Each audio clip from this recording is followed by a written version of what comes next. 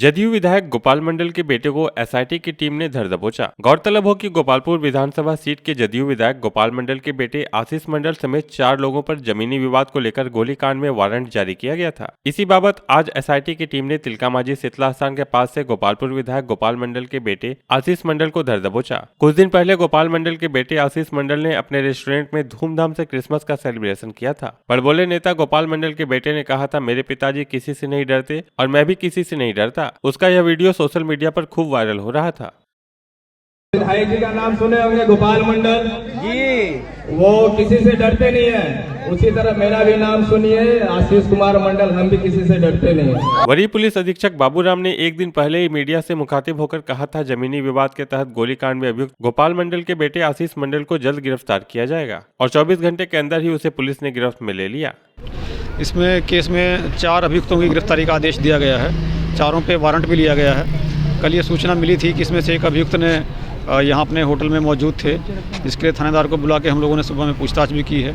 तो थाना का कहना था कि उनको सूचना नहीं मिल पाई है, लेकिन इसमें त्वरित गिरफ्तारी के लिए निर्देश दिया गया है। भागलपुर के एएसपी शुभम आर्य ने कहा कि विधायक गोपाल मंडल के बेटे के अलावा अन्य 4 और अभियुक्त हैं, जिन्हें हम लोगों ने कई दिनों से चयनित कर रखा था। आज चुनाव कार्य से गोपालपुर विधायक गोपाल मंडल का बेटा आशीष तिलकामांझी के एक भवन में कुछ कार्य में लगा हुआ था, तभी हमारी एसआईटी की टीम ने उसे धर दबोचा। जल्द ही अन्य अभियुक्त को भी गिरफ्तार किया जाएगा। कि जैसे ही हमें सूचना मिली कि 1181 जो केस हैं बरारी के, उसके जो प्राथमिकी अभियुक्त थे वो अपने घर से बाहर निकल के चुनाव कार्य के लिए बाहर आए हुए थे। तो जैसे ही हमने जो अपनी गठित टीम थी वो तुरंत मौके पर पहुंची और विधि सम्मत कार्रवाई करते हुए गिरफ्तारी सुनिश्चित की।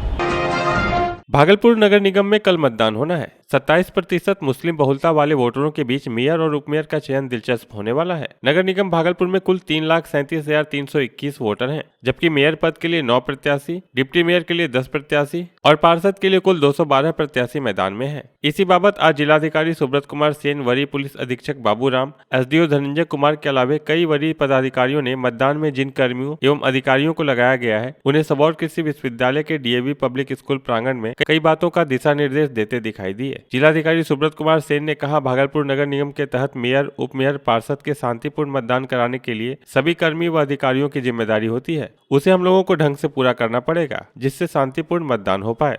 वहीं वरीय पुलिस अधीक्षक बाबूराम ने कहा, हर बूथ पर संवेदनशीलता बनाए रखनी है। उन्होंने कहा, डीजीपी का कहना है, अगर कार्य के दौरान अनजाने में कोई गलती हो जाए तो कोई बात नहीं, लेकिन आपकी ईमानदारी पर कोई उंगली ना उठा सके। वहीं कर्मियों और अधिकारियों से उन्होंने कहा कि खाने पीने का सामान अपना रखना है, किसी का लेकर नहीं खाना है। ईवीएम ले जाते समय कहीं भी रुकना नहीं है, ना ही किसी के घर जाना है। इन सभी बातों का ध्यान रखना है। बिहार में कोविड के मरीजों के मिलने के बाद सरकार अलर्ट हो गई है। इसको लेकर आज जिले के सदर अस्पताल में civil surgeon doctor Umesh Sharma व अन्य डॉक्टरों कर्मियों ने ऑक्सीजन प्लांट का मॉक ड्रिल किया। वहीं दूसरी ओर जवाहरलाल नेहरू चिकित्सा महाविद्यालय अस्पताल मायागंज में अस्पताल अधीक्षक असीम कुमार दास ने ऑक्सीजन प्लांट का मॉक ड्रिल किया। इसके बाद अस्पताल में बनाए गए आइसोलेशन वार्ड में बेड की उपलब्धता व ऑक्सीजन सिलेंडरों को देखा, साथ ही उचित दिशा निर्देश भी दिए। प्लांट में घंटे भर मॉक ड्रिल कर ऑक्सीजन की मात्रा को देखा गया। शुरुआती दौर में मॉक ड्रिल सफल रहा, हालांकि हर घंटे टेक्नीशियन के द्वारा इसकी जांच कराई गई। शाम तक फाइनल रिपोर्ट तैयार कर विभाग को भेजा जाएगा। Civil surgeon doctor Umesh Sharma ने बताया कि मशीन सही से चल रहा है, हर बेड तक ऑक्सीजन पहुंच रहा है। ऑक्सीजन कंसंट्रेटर, सिलेंडर, दवाइयां सभी पर्याप्त मात्रा में है। अभी जिले में एक भी मरीज नहीं है, लेकिन अस्पताल पूरी तरह से तैयार है। अस्पताल अधीक्षक असीम कुमार दास ने बताया कि हम लोग कोविड-19 के लिए पूर्ण रूपेण तैयार हैं। बेड के साथ साथ ऑक्सीजन और दवाइयां भी उपलब्ध हैं। आपको बता दें कि स्वास्थ्य विभाग के आदेश के बाद भागलपुर के सदर अस्पताल में 60 बेड का कोविड डेडिकेटेड आइसोलेशन वार्ड बनाया गया है। वहीं JLNMCH में 30 बेड का आइसोलेशन वार्ड बनाया गया है। सारी मशीन की जांच कराई थी, स्टार्ट भी करा के,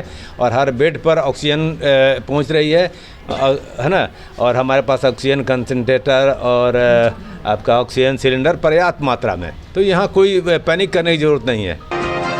बांका के अमरपुर स्थित प्रकाश ज्वेलर्स से कल देर रात 150 ग्राम सोना, जिसकी अनुमानित कीमत लगभग 7.5 लाख की है, चोरी हो गई थी, जिस पर दुकानदार नीरज पोद्दार के द्वारा अमरपुर थाने में चोरी की घटना को लेकर मामला दर्ज कराया गया था। इसमें दुकान में काम करने वाले 3 कर्मचारियों पर चोरी का आरोप लगाया गया था। वहीं व्यापारी के द्वारा भागलपुर स्वर्णकार संघ को भी चोरी के आरोपियों की फोटो भेजी गई थी, जिसको लेकर सुबह से ही स्वर्णकार आरोपियों की तलाश कर रहे थे, जिनमें से 2 आरोपियों को स्वर्णकारों ने स्टेशन चौक के पास पकड़ लिया और उसे कोतवाली पुलिस के हवाले कर दिया। इन लोगों का कहना है कि दुकान में काम कर रहे कर्मचारी के द्वारा सीसीटीवी कैमरे का भी तार काट दिया गया था और ये लोग यहाँ सोना बेचने के लिए आए हुए थे, लेकिन स्वर्णकारों के हत्थे चढ़ गए। वहीं पुलिस अब दोनों चोरों से पूछताछ कर रही है और अमरपुर पुलिस को भी इसकी सूचना दे दी गई है। मामला ये है, कल की घटना है। ये अमरपुर बाका जो अलंकार ज्वेलर प्रकाश ज्वेलर्स है, उनके 3 स्टाफ थे दुकान के।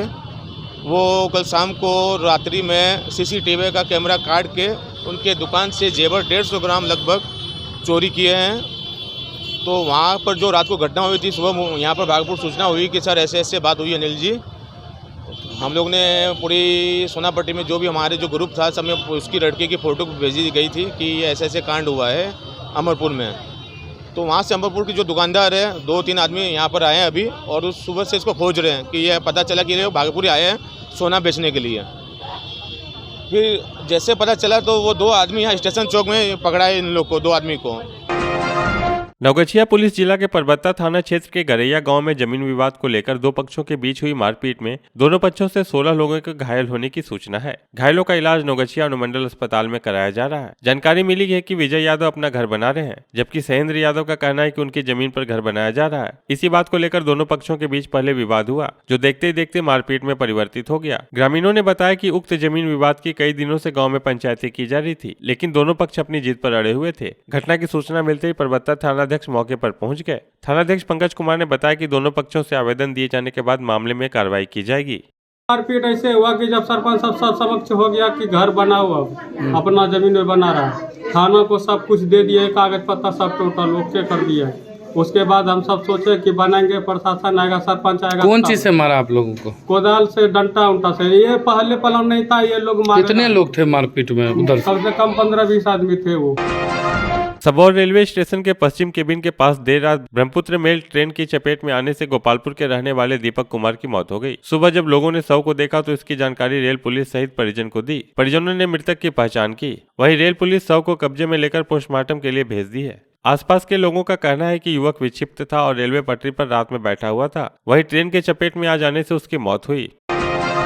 मधुसूदनपुर थाना पुलिस ने छापेमारी के दौरान मोहम्मदपुर चौक से 4 शराबियों को नशे की हालत में गिरफ्तार कर लिया। ब्रेथ एनालाइजर मशीन से जांच करने के बाद चारों के शराब पीने की पुष्टि हुई। गिरफ्तार शराबियों की पहचान मधुसूदनपुर थाना क्षेत्र मोहम्मदपुर गांव निवासी सुधीर चौधरी, टुनटुन तांती, बंटी तांती, रामपुर गांव निवासी विष्णु शाह के रूप में हुई है। मधुसूदनपुर थाना पुलिस ने बताया कि उत्पाद मद्य निषेध अधिनियम के तहत चारों को न्यायिक हिरासत में भेज दिया गया है।